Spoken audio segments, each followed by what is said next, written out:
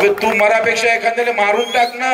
एखादा आमदार जरी कापला ना, आम्हीच सांगतो आत्महत्या करायची वेळच येणार नाही. राजकारण न करता आपल्या शेतकऱ्यांना कशी जास्तीत जास्त मदत होईल आणि शेतकऱ्याचं अश्रू कसं पुसलं जाईल, शेतकरी कसा परत उभा राहील, यासाठी आपण सगळ्यांनी प्रयत्न केला गेला पाहिजे. आता isakal.com आहे देशातील नंबर 1 ची मराठी न्यूज वेबसाईट. प्रत्येक अपडेटसाठी isakal.com ला नक्की भेट द्या. अबे तू मरापेक्षा एखाद्याला मारून टाक ना.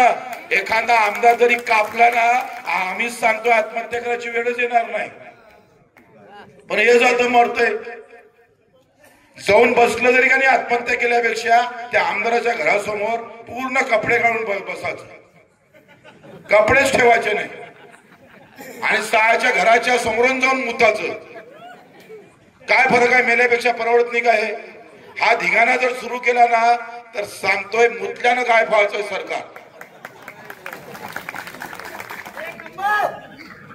तो अक्कल द्याव कुणाले, कराव कुणा. आमच्याला ते आता परवडत नाही. तो आम्ही थोडस बाजूने गेलं म्हणून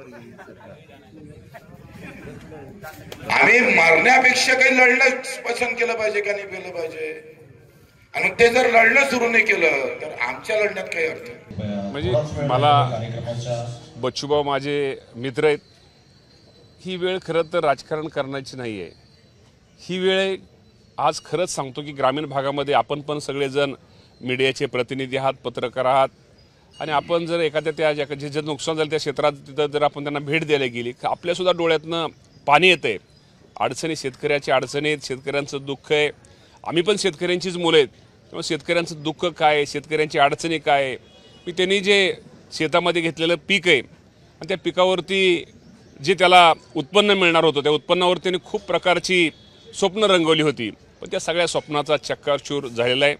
माझा शेतकरी अडचणीत आहे आणि शेतकरी अडचणीत असल्यामुळं निश्चित प्रकारे मला सगळ्यांना एक विनंती करायची, यामध्ये कुणीच राजकारण न करता आपल्या शेतकऱ्यांना कशी जास्तीत जास्त मदत होईल आणि शेतकऱ्याचं अश्रू कसं पुसलं जाईल, शेतकरी कसा परत उभा राहील, यासाठी आपण सगळ्यांनी प्रयत्न केला गेला पाहिजे. सोलापूर जिल्ह्याचे पालकमंत्री बऱ्याच वेळेस तुम्ही राहिलेले आहेत. आता एक तर भाजपकडून जवळपास तुमचे 3 माजी आमदार भाजपमध्ये जाण्याच्या तयारीत आहेत. याबद्दल काय माहिती आहे का? तुम्ही काय? शेवटी प्रत्येकाला स्वातंत्र्य आहे, त्यामुळे मी या बाबतीत काय बोलणार नाही. पण कोण जाणार असतील किंवा काय असतील तर ती गोष्ट मला माहीत नाही. कसं असतं, प्रत्येक तालुक्यामधलं प्रत्येकाचं राजकारण हे वेगळं असतं आणि त्यामुळं मला आपल्या माध्यमातूनच कळतं किंवा बाहेरूनच कळतं.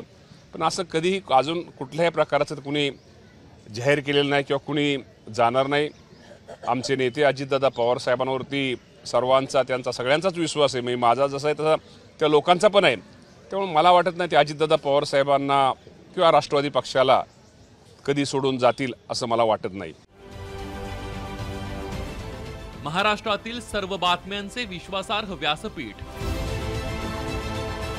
सकाळच्या सर्व सोशल मीडिया प्लॅटफॉर्मला लाईक, फॉलो आणि सबस्क्राईब करा.